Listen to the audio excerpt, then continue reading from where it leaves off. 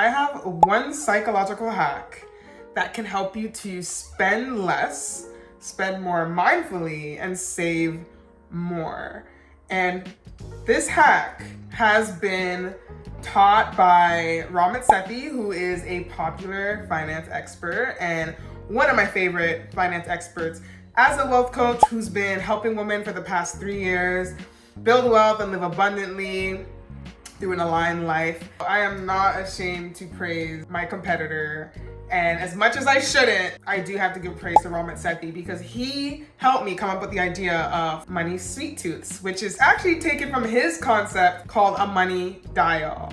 Now, a money dial is an area of your life that you love to spend money on. It is an area that you spend money on more than other areas of your life. And so he's kind of broken them down into like his own version of categories. I've created my own different kind of categories for what I consider sweet tooth areas, and I call it a sweet tooth. And I think I kind of came up with the sweet tooth because, you know, I have a sweet tooth. I love desserts, I love sweet stuff, and I feel like there are areas of our finances in which, like Ramit Sethi said, we love to spend money in the most, and it's almost like a craving. It's almost like you would do anything to put your money into this area of your life. And why this is important is it actually can determine, depending if it's a healthy spending, right? It can determine what you value. And when you identify what you value, you will be able to spend more mindfully. And this will, in the long term, help you to work towards your financial goals with much more progress and much more confidence. So, what is your sweet tooth? So I'm gonna share with you the different categories, and then we're gonna take our time and go through each category. I'm gonna share a bit about like what my top 2-3 sweet tooths are, because not everything can be a sweet tooth, and it's no longer a sweet tooth, right? So really identifying the things that you value the most, and I'll share with you what I value the most and why. Now, this isn't to shame or judge people. You know, if your sweet tooths don't match with mine, that is fine. Everybody's different. Everyone prioritizes different things. Everyone values different things. It's more so to learn how to discern whether it makes sense to spend money on something or not. And over time, I'm pretty sure if you were to look back at your spending over your lifespan, you may have spent money on things that you regret. And I think that is why it's so important to have a money dial or to have a money sweet tooth and know what it is, because you will be less likely to regret spending decisions. And a lot of your spending will be on things that you know are gonna add value to your life instead of detract. And that is why it's so important. So, and it's kind of fun. It's just kind of fun to do this little exercise. It's almost like a personality quiz, but for money. So I love helping people identify what their sweet tooths are and getting them to spend in alignment to it. So 8 categories. The first one is convenience and time. Because, like myself, this is actually one of my sweet tooths. I will do anything to buy back my time. It is extremely hard to be able to buy back your time, right? There's actually a saying counter to that, which is you can't, you can never get back time. But there are ways to prevent yourself from wasting time on things in the future. So a great example of this, and I've actually talked about this in another video, how to mindfully spend so that you can be less broke. And I talked about how I'm someone who does not like to cook.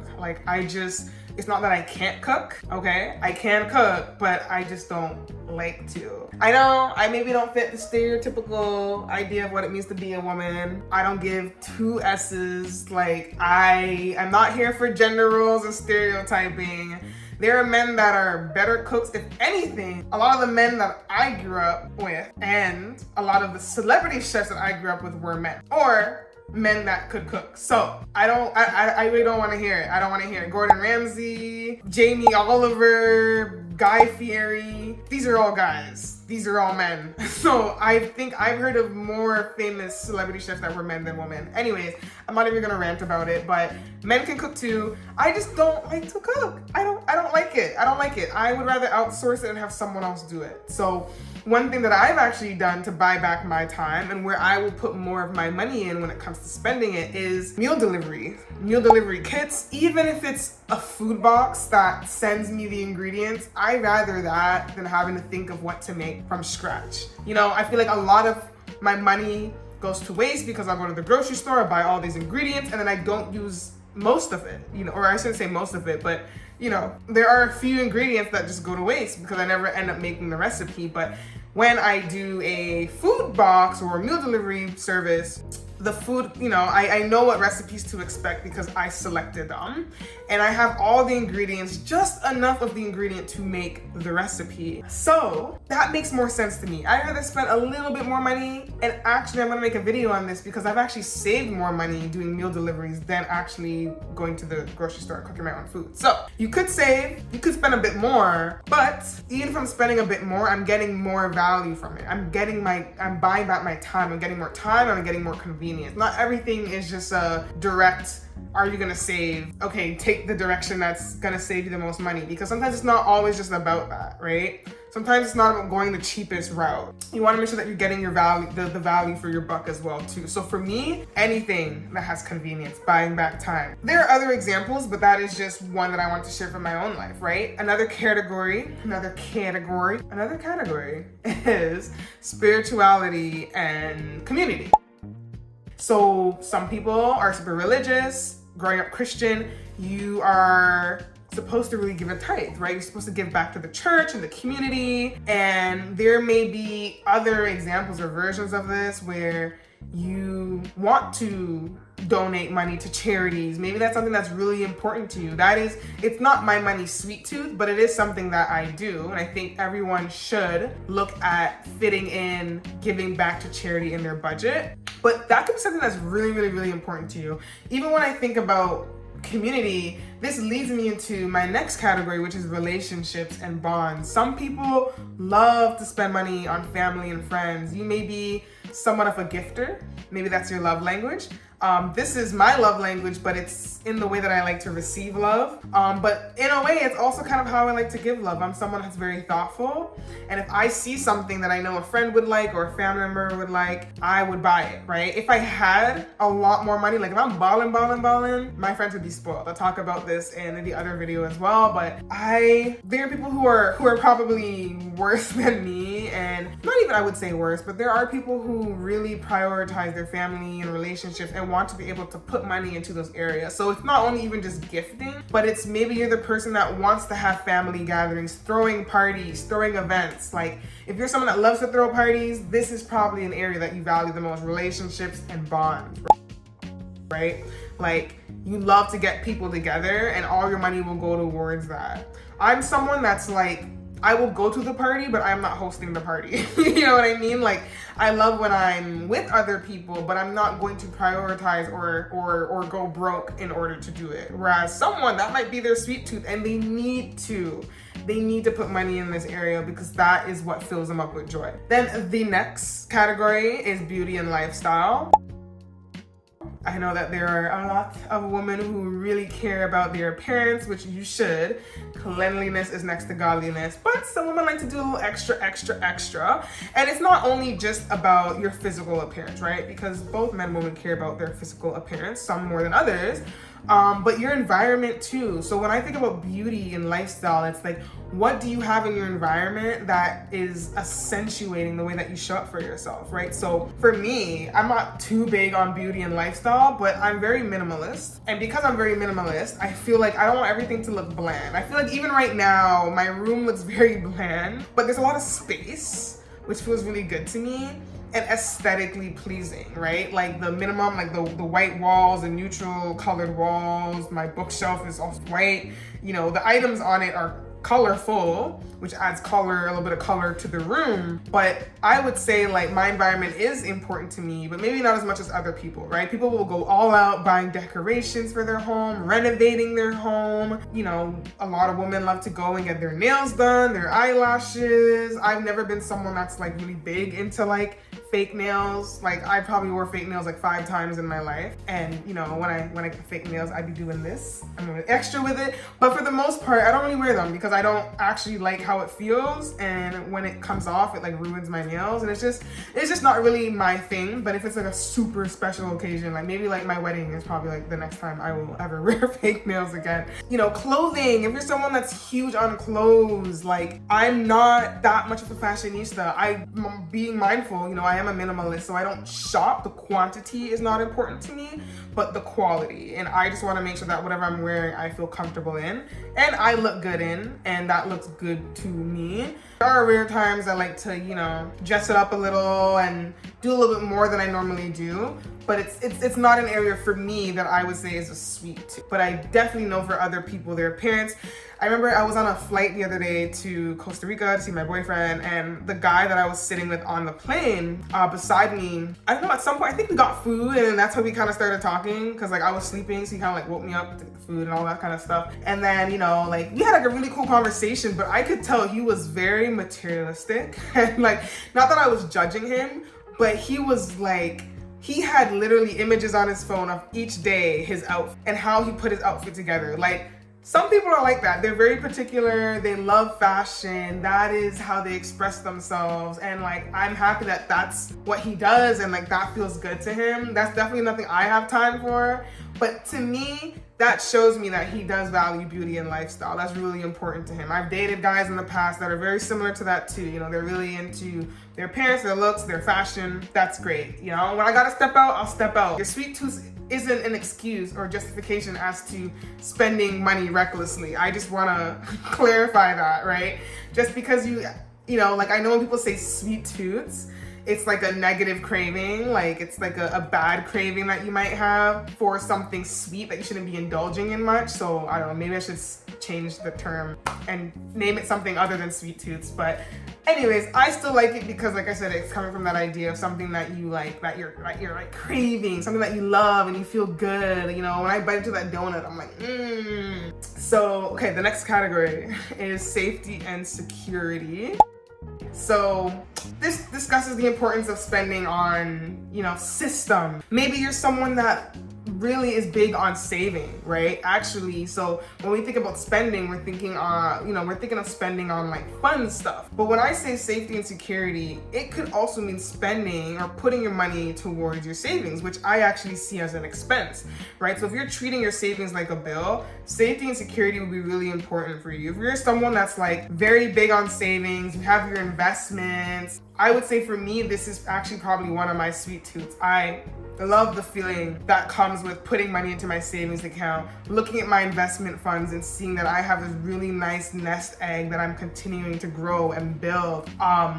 Other aspects of safety, maybe you have a home, maybe you're that person that's gonna set up a really expensive security camera system in your home, or you're the one that, you know, when you have a baby, you have all the safety materials and protocols and equipment to ensure that your baby is safe and you're safe, etc. You're gonna go a little bit more above and beyond than what the average person does when it comes to safety and security, right? When it comes to your finances, when it comes to all the other different areas of your life. So insurance, if you're someone that's like, you know, really big on making sure that you have these infrastructures in place because you want to be preventative, even your health, right? Which I'm going to get into next, but there are aspects of, you know, investing in your health as a measure of security and safety. So that might be a sweet tooth for you. Then the next one is mental health and well-being.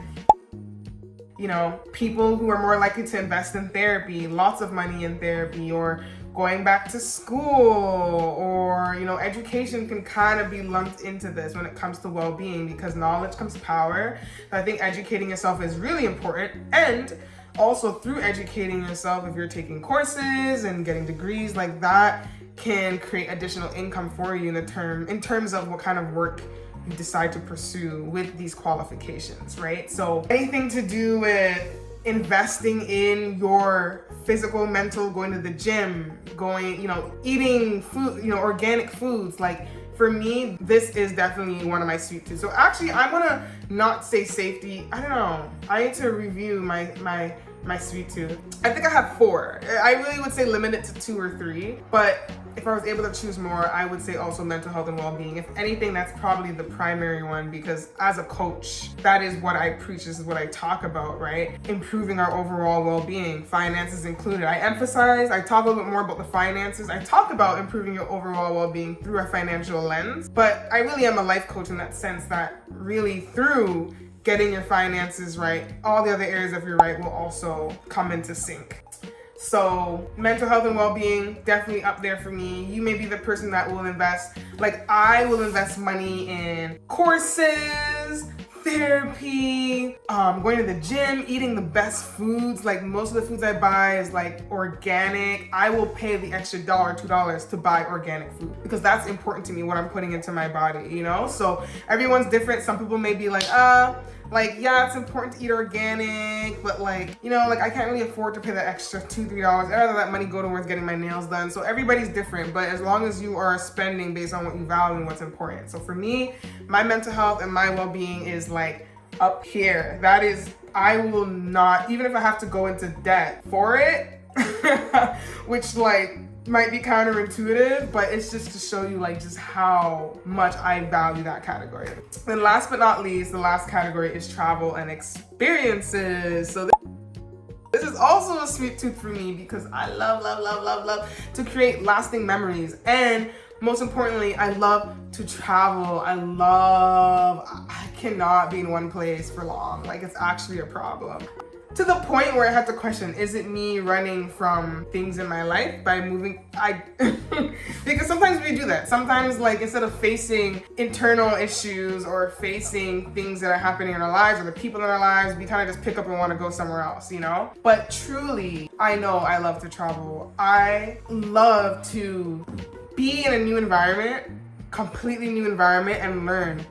My need to learn is part of the mental health and well-being category. My need to learn and to acquire knowledge and to just soak up new experiences is so important. And I get that through traveling. I can learn so much more on a 2-week trip to another country than reading a book on the people from that country. You know what I mean? That hands-on experience beats everything. Beats everything else. The food, the people, the different types of vibes that you get, there's a different vibe being in Canada than being in the Caribbean, than being in South Asia, being in Bali, being in Europe.